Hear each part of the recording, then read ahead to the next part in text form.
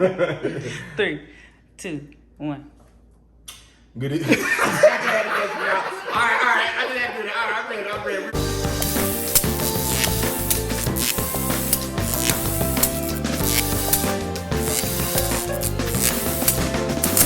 This is Behind the Pulpit. Good evening. Welcome into another episode of Behind the Pulpit. I'm Corey Spivey of the Jackson Street Church of Christ. I'm Maurice Casellas with the Green Meadow Church of Christ. And today we have with us a special guest, my mentor and senior minister, Brother Christopher Jackson of the Jackson Street Church of Christ is joining us tonight. How you doing, Chris? Doing good, bro. Good. Thank Thank you for joining on. Thank you for joining on. Sons of thunder. Whatever thunder we learned, we took from you. Reek, how you doing, man? Man, I'm good, man. Glad to be with y'all guys today, man. Good. Love it. Yeah.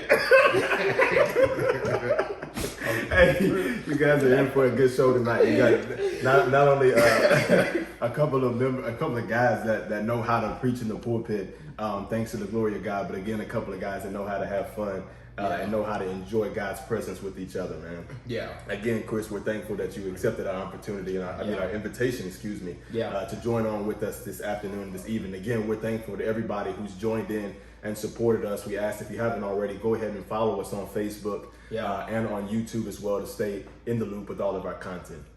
Let's get into our questions on tonight. Let's do it. When did ministry start for you? I mean, I know you've been in it for quite a while. You've had a great impact, a great following, and you're leaving a great legend behind. But when did ministry get started for you? Man, Doc, I would say it's 5.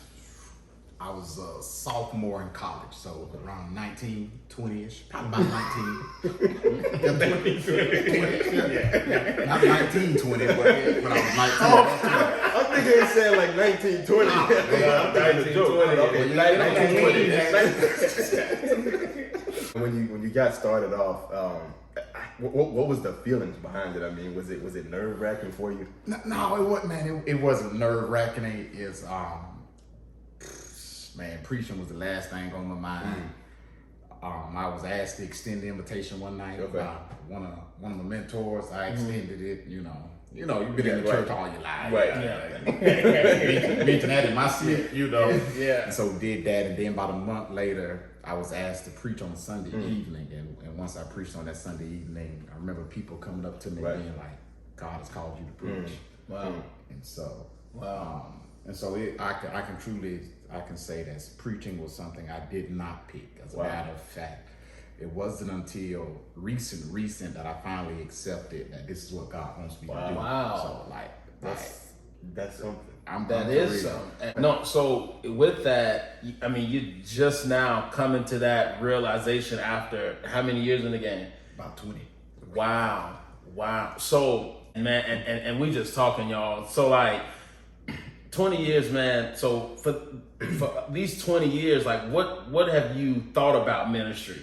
If like now you're just come to realization, like, okay, Lord, this is what I want to do. So all these 20 years you've been preaching, how, like, what have you felt about it? Yeah. Man, I felt, one of the things I've felt is that whenever I was on the verge of officially throwing in a towel, God would always cause a circumstance that happened. Yeah. So I couldn't run. Right. So I couldn't run, sort of like the Jonah. Yeah. Stuff. That's real. And so that's one of the biggest things I've seen just in these 20 years. That if there's ever a time that God saw me that I was about to do something, sure enough, out of His will, God would pump the brakes. Yeah. And whenever I was going too fast, too busy, God would pump the brakes.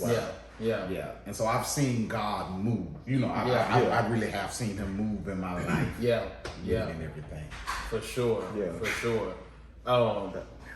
Go ahead. No, that's mind blowing. So like, I guess the reason like that's kind of mind blowing to me is because like, even like I still figure us like, well, I guess see us as like babies in the game. And I know that's the case. Sure. So it's like I still wrestle with like even now like, do I really want to do this? Yeah. Like, I mean, I found myself like, asking it all the time. So it's like for you, like as good as impactful as and influential as you have been, like for so long, like it's amazing to like hear that honesty but still, I guess what I'm saying is like, even though you said you would just come to the point of like, I really, really want to do this, like it's amazing that you still were able to have the impact, even though you may not have been 100% sure. So that's like encouraging to me. Yeah, you're 19, 20 years old. You've been in it 20 games, in it for 20 years. Who were some of your mentors over these 20 years, man? Like, so I know you mentioned one of your mentors kind of got you started preaching. So, you know, maybe mention him, but then over the course of your ministry and your tenure in ministry, you know, who've been those mentors that have poured into you to make you the Christopher Jackson today? Donald Trump.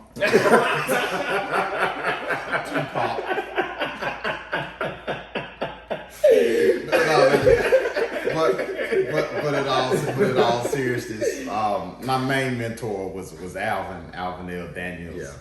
Shout out. He was the one who started me. He was the one who asked me to extend the invitation, and just from there, he has been the mentor of whenever there was a question I had. What should I do?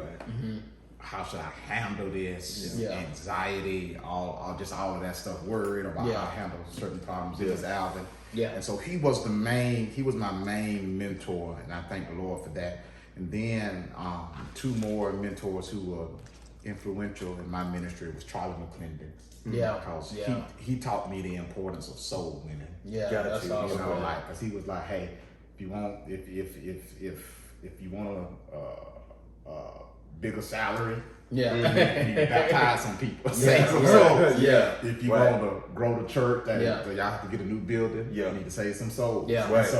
He emphasized to me the importance of saving souls. Saving souls and everything. I mean, he really had a tremendous impact. So I would say Alvin was my mentor when it comes just to the overview of ministry. Charlie McClendon when it came to evangelism, the importance of it. And then when it came to how to preach from a distance, Arnelius Crenshaw, the late great Arnelius Crenshaw. I might be pronouncing his first name wrong, Brother Crenshaw. But and he really showed me how to preach, not by showing me how to preach, but telling me get these books, read them, and they'll show you how to preach. And so I am indebted to all three of those men, because they are the three that have really shaped me to who I am today. That's awesome, and great mentors to have. Two of them I haven't had the opportunity to, from what I know, to be in close contact in the past. But I've been able to meet Alvin and be able to talk to him, and I mean, it's just, I mean, the first time I did see him, we were down at the preacher and his scars. Like, I'll be 100% honest, I was kind of starstruck. I really was. I mean, it was so many people that I had only seen like online, and so to be able to see them in person, it was kind of like almost like the preacher all-star game. That's kind of what it was for me. I mean, but it was so many people there, like, that were so humble, like they weren't caught up in like, I'm this and I'm that, like so they poured into us. And so many other people, and so even, you know, to hear about how people poured into you is amazing. And I mean, even at this stage, do you still refer back to your mentors for certain things? Wow, bro. I think as a minister, you never get to the point where you don't need a mentor or older minister who's able to speak life into you, speak stuff into you. So man. So it's probably these a few times a year. Right. I call it. I mean, that's I mean, the reason I ask that is because maybe for people that are watching that maybe are looking to get into ministry or anything, period, that may not have that mentor, it just still goes to show the impact. Like, if we're still new in the game, and I still look to you and other mentors that I have, and Rika, I know you do as well. I mean, just imagine, like, you still need your mentors now. I'm sure other preachers that are higher up still need their mentors. So again, it's just everybody still needs them. Whether you're coming in the game, you've been in the game for a long time, or you see yourself exiting the game, be a mentor to somebody else, because you never know. I mean, again, I just keep referring it back to you, Rick, and even you as well, Chris. It's like you're hearing the impact from this side of the fence that we need mentors to continue on, man. It's just just so amazing. And so when it comes to churches, obviously there's a bunch of different contexts, and a bunch of different cultures that can go in different places. But when it comes to staying home with and obviously when I say this, I don't mean to segregate the church. I'm just trying to get people to maybe see from this point of view what our culture is like when it comes to Black church culture, right? Being a minister, being and a member, a preacher in the Black church. How does that shape your preaching styles and your methodology as it comes to ministry? That's good. I would say that at least that you have to be able to offer hope, hope, emotion. In other words, there is nothing wrong with emotions. Emotions don't cloud our thinking. Yeah. And so I think in the Black church culture, you have to allow the space for people to be emotional. That's good. And if that's crying, if that's shouting, if that's them not even having any words, just waving their hands. And so one of the things how that has impacted me in my preaching is I always try to preach with passion. That's with passion, not to get emotional response, but just the passion is from the excitement of the word. But it brings about an emotional response. But like the old preachers say, long as you know what you're happy about. Exactly. And so when it comes to just methodology as well, I'm real big on teaching, on teaching, on educating. And so that frames my thought as well as when I'm putting together the sermon of making sure that what I am interpreting is in line with the passage. For sure. And making it applicable. And I know there's been times that I've spent too much of my emphasis on the explaining and not enough on the application. That's good. So That's real good. So it felt like that, church went to school, lecture. But there wasn't no application to it. Gotcha. So and so one of the things That's good. Since I've been in Nashville, and right before I got to Nashville, I've tried to make sure I touch the head and the heart. Touch the head and the heart. That's good. That's good. So man, that's real good. And the reason, and I say that's real good because that's something I know that I struggle with even now, because like you, I dig, and like Corey, I dig, and it's like such good information that you want to share, but at the same time, it's hard to share all of that in a 45-minute sermon, and then you only have 5-minute application with 40 content, like 35 minutes. And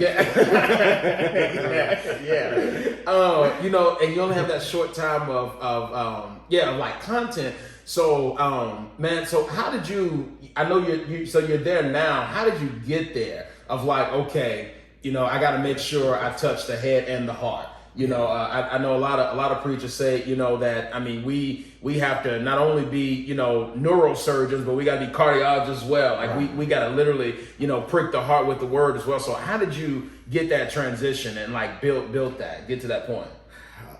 By a book Brother Crenshaw told me to read. It was by that in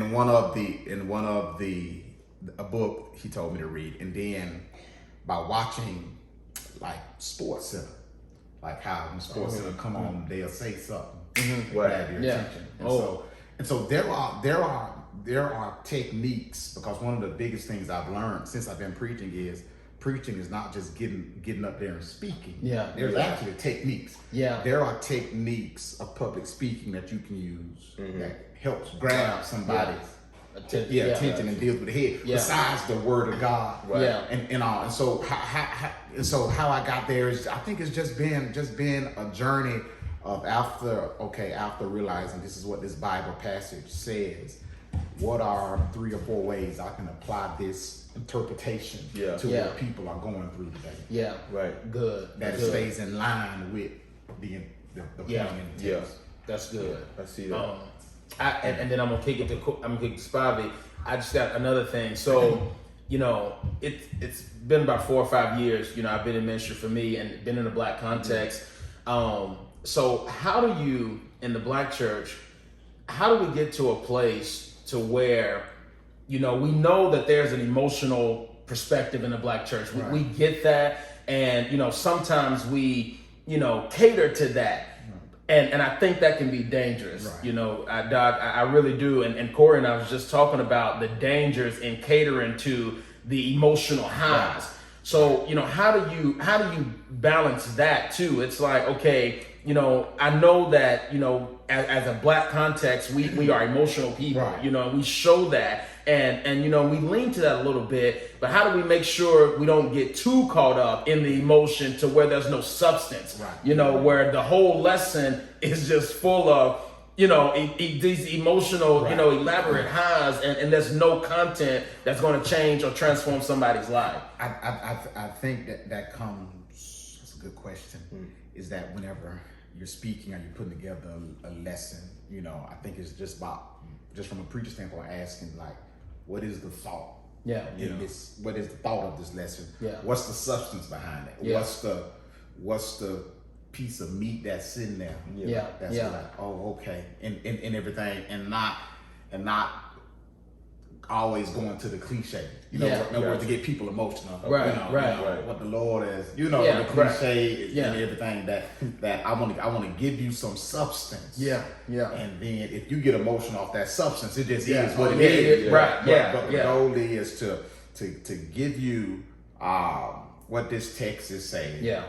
What it looks like. Right. You see what I'm saying? Yeah. And then one of the things that has helped me even right before I came to Nashville is that even if you're preaching on hell, and I plan on preaching on hell the next couple of months. Even if I'm preaching on hell and it's been one of those cutting sermons, you can always still end it on hope. Yeah. Right.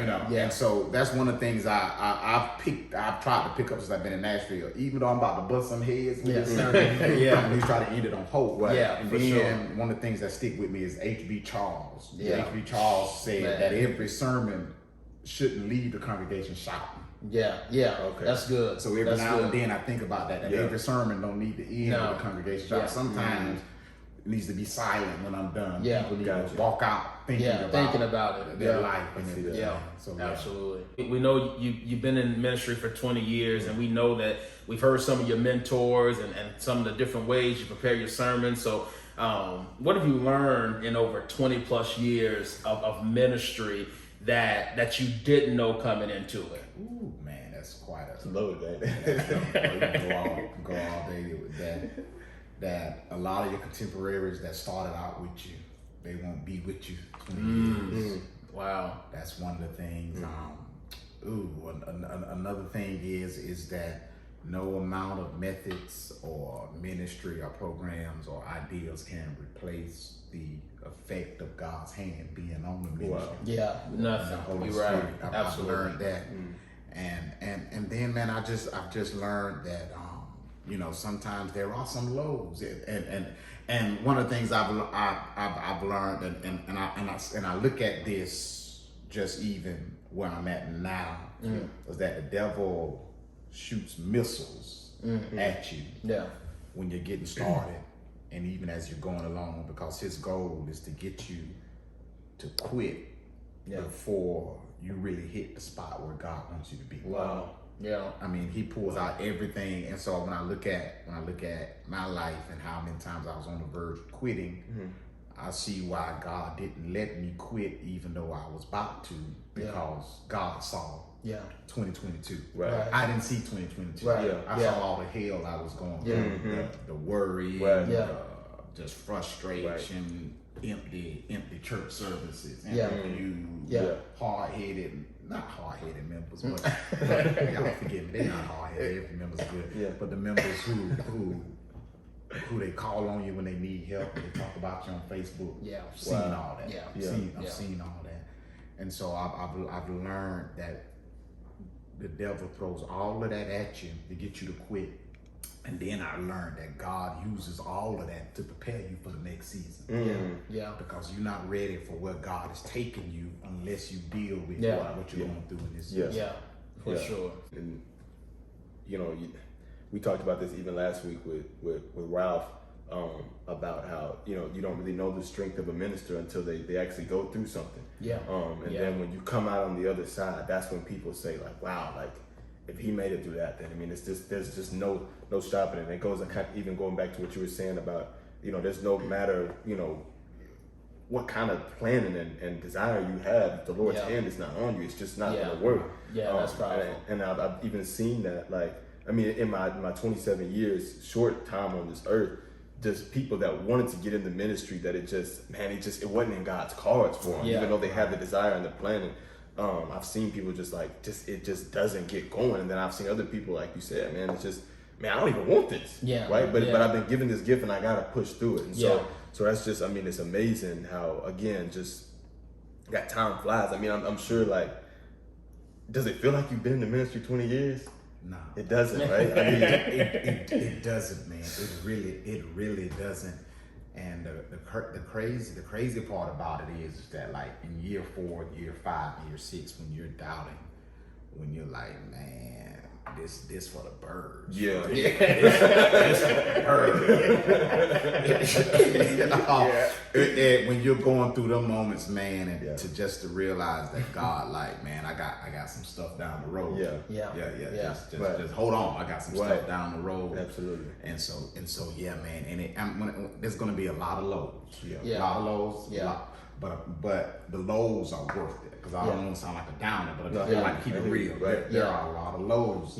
But the lows are worth it when God has His hand on you. Mm-hmm. And one of the things I've learned as well is that in these 20 years of ministry, that God will order your steps. Mm-hmm. He will order your steps, and He's ordering your steps even when you don't even realize He's ordering your steps. And so that's one of the biggest things I've seen as well. That when I didn't think God was working, God was working. Because what the Lord will do, wherever God is going to put you, wherever God is going to send you, not only is He preparing you, He's preparing whatever place you're going to. Wow. So you can't get there too early. That's good. You can't get to the palace too early. Got you. Right. And that's good. A lot of times, because we're in year 5 and year 6, and we're not where we think we should be, we get frustrated and be like, man, I don't know what this is going to work out. Right. Realizing, God, getting the other place ready. That's good. That's good, man. That's really good insight, man. I mean, this has been great. I don't even want to end it. Like you said, we could talk all day, but I gotta call. I gotta check in. Man, we appreciate you for coming on, and as we go on the way out of speed, it's kind of become like this signature question, right? Right. Even just that first, guest already knew the question was coming, but when it's all said and done, man, what do you want to be remembered for in your ministry? Ooh, when it's all said and done, I want to be remembered for that. Wherever God had me at, that I made it a better place. That's good. I made it a better place. Right.